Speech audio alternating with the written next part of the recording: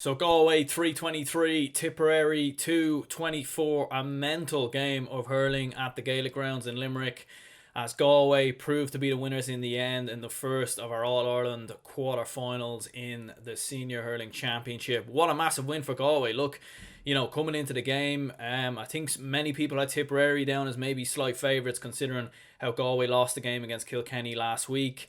And look, anyone could have won this game. It was very close. It was very intense. It was a very tough battle between two teams who gave absolutely everything. We could be looking at two of the top three counties in hurling at the moment. It just so happens to be that they play each other in the quarterfinals of an All-Ireland Hurling Championship as opposed to further down the line. And look, listen, massive credit has to go to Galway. They made massive advantage of having an extra man on the field after Cathal Barrett sending off. We will get into talking about that. Quite a controversial red card in some ways. The first yellow for me was not a yellow card. He should not have been sent off in my opinion. The second yellow, absolutely definitely a yellow, but the first one for me was very soft. I think the referee was quite soft today, I'm not going to lie. He gave away a lot of soft frees. Jake Morris probably could have been sent off for tip in the first half as well. But look, listen, we'll dive into all of that in today's match reaction coming up. So let's get into it.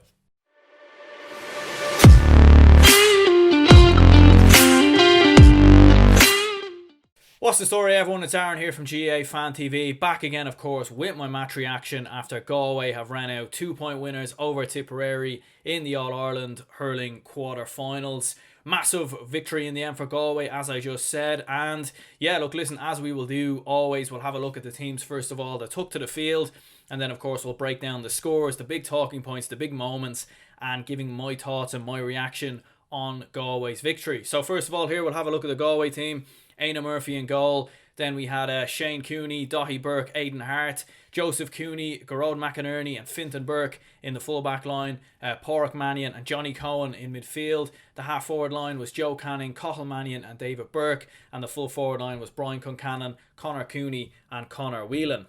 The Tipperary team had Brian Hogan in goal, Cathal Barrett, Ronan Marr and Alan Flynn in the full-back line, Niall O'Mara, Brendan Marr and Pádraig Marr in the half-back line, Noel McGrath and Michael Breen, of course, in the midfield. In the half-forward line, it was Patrick Bonner-Marr, Barry Heffernan and Dan McCormick. The full-forward line was Jake Morris, Seamus Callan and Jason Ford. Of course, Barry Heffernan was a late change coming in there for John McGrath as well. So yeah, look, listen, we'll have a look at some of the scores here first of all. I'll just list out kind of some of the big scores on the day. So Joe Canning hitting 14 points. What a display. Look, listen, 13 were from place balls, and sometimes we can look at a player hitting a lot of frees and we can think, well, did he really do enough in the game? He only hit 1 point from play, but some of those place balls from Joe Canning were absolutely outstanding. Some sideline pucks in the second half, really, world-class stuff from Joe Canning in my opinion. There's not many hurlers on the pitch who can do that to his ability, and especially in the conditions, in heavy wind, winter hurling, to have a player of that ability and to have a player of that composure to hit the pucks that he did in those decisive moments going into the final 15 minutes, absolutely massive from Galway. Cathal Mannion hit 1-3, contender for man of the match, absolutely outstanding. Big goal, of course, in the first half as well, and hitting 3 points as well, 1-3 off from play. The other goals came from Brian Concannon, Aidan Hart. That goal in the 66th minute from Aidan Hart, proving really to be the difference. It swung the momentum in Galway's favour, and it proved to be a massive difference. Some of the other scorers: Johnny Cohen, Joseph Cooney, Conor Cooney, Conor Whelan, Jason Flynn, Sean Loftus, all getting a point today as well. For Tipperary, they had a whole host of scorers, but in the end, it didn't prove to be enough. Jason Ford hit 6, Seamus Callan hit 1-2, really well taken goal, and one of the points from Seamus Callan in the second half was almost Tony Kelly like. He was facing his own goal and he managed to hit it with the hurl, facing his own goal and slot it over the bar. It was very reminiscent of what we've seen from Tony Kelly against Wexford last weekend. Noel McGrath hit 4. First half he looked back to his best, he looked back on form. Second half he massively struggled. I think it's fair to say Noel McGrath looked very jaded, he looked very tired. Perhaps maybe because of, he was playing club championship hurling with Lockmore Castellini. Maybe he ran out of steam a bit. I think the same can probably be said for John McGrath, who of course came on late on and didn't really have that much of an impact, as much as you'd want to see from Tip. Patrick Bonner-Maher, back into the team. Really big goal, of course, in that first half. Really well taken goal. Alan Flynn, Michael Breen, Dan McCormick all hitting 2 points. Massive performance again from Michael Breen. Once again, he's been one of the leading lights for Tipperary this year. Jake Morris, Niall O'Mara, a couple of other players here, I won't list them all out, but the likes of Willie Connors, Ronan Marr, all contributing with points. And yeah, look, listen, we'll get into, some of the kind of big talking points in the game and kind of the flow of the game.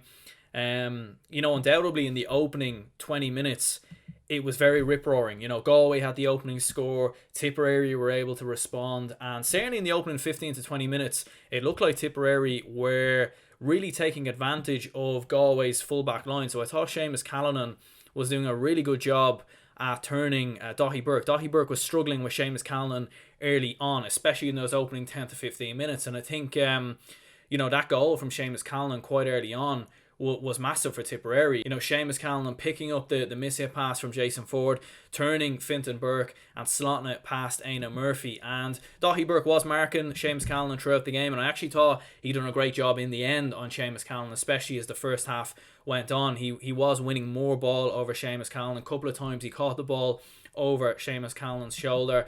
But it is kind of a hard game to analyse in many ways, because it did flow back and forth. One moment it looked like Tipperary were going to run away with it, then Galway would come back, then maybe you thought Galway were going to run away with it, then Tip would come back, and vice versa. It was, there was one stage in the first half where Galway had a 3-point lead, then Tip massively overturned it in the final quarter, and it just edged and flowed throughout the second half.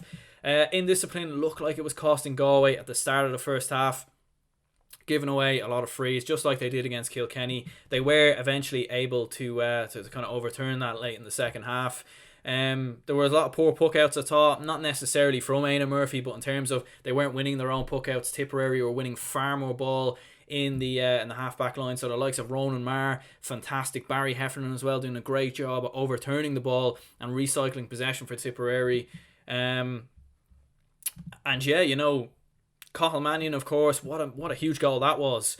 Powering it past Brian Hogan, really good run, turning his man, slotting it, of course, comfortably past Brian Hogan. That was a very significant moment in the game for Galway as well.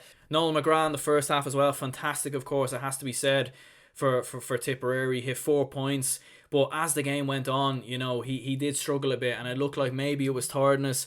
Maybe he faded quite a bit in the final moments of the game. And of course, John McGrath came on for him in the final 15 minutes. And, it was interesting because actually in the final quarter of the first half, Tipperary outscored Galway 1-5-0 until Joe Canning's late free at the end of the first half. And, Tipperary had a very significant lead at halftime, a 4-point lead, 2-13 to 2-9. And you thought Tipperary would comfortably go on to win this game. Now, Jake Morris could have been sent off in the first half. Picked up a first yellow, rightly so. And then, of course, the second challenge. If that's later on in the game, Jake Morris gets sent off. The referee probably bottled it there, in my opinion. Could have been sent off without a doubt for Tipperary.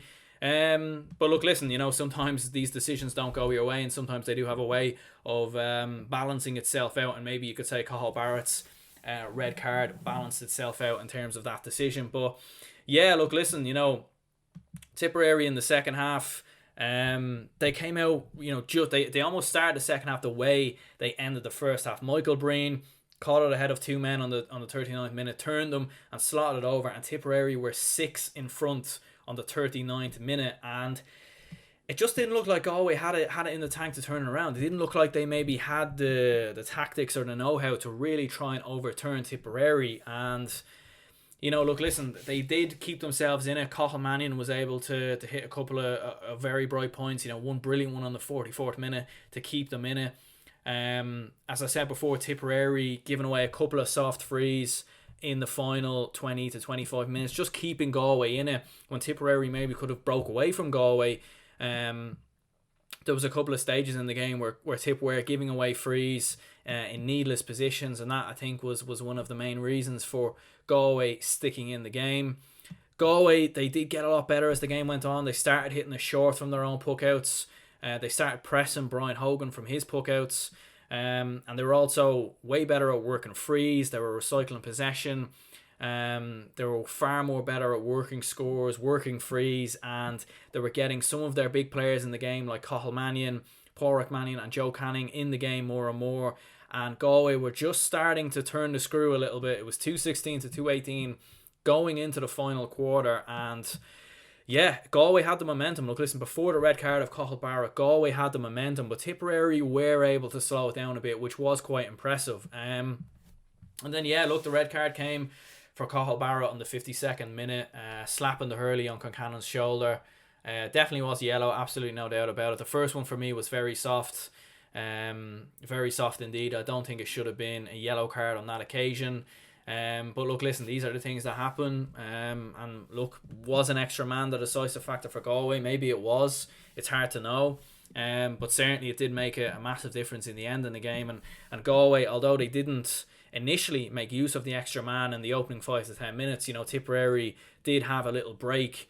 When I think it was Cathal Mannion who went down injured, so Tipperary had a little break just after the red card, maybe to figure out who was going to mark who and figure out how to kind of use this disadvantage to their own advantage. But actually in the end, you know, Galway were able to just have a bit more in the game and win it out. And yeah, you know, that big goal from Aidan Hart in the final 4 minutes was decisive. 66th minute, he breaks forward, gets the ball, slots a brilliant taken goal past Brian Hogan. You know, he could have went from a point from that angle, but he went for the goal. You know, there were 2 points down. He seen the opportunity and took it.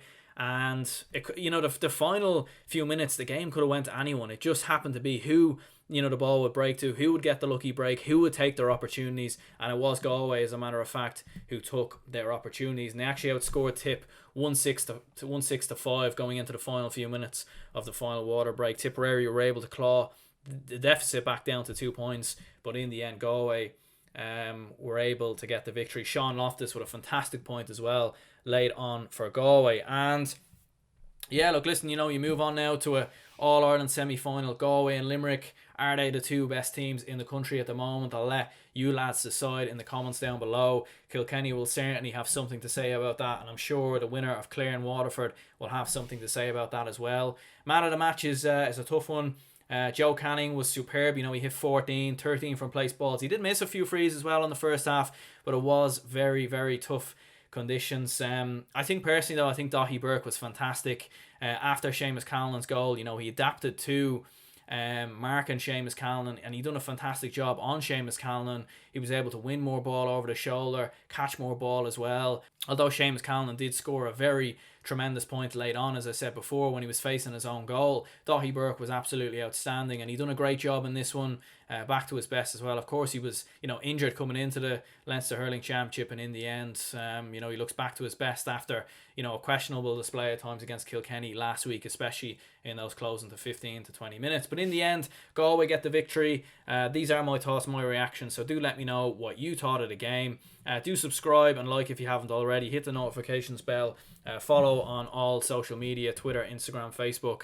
And yeah, I'll be back, of course, with the Clare and Waterford reaction and the Dublin Meath reaction later on. So yeah, I hope you enjoyed the video, and I'll see you later.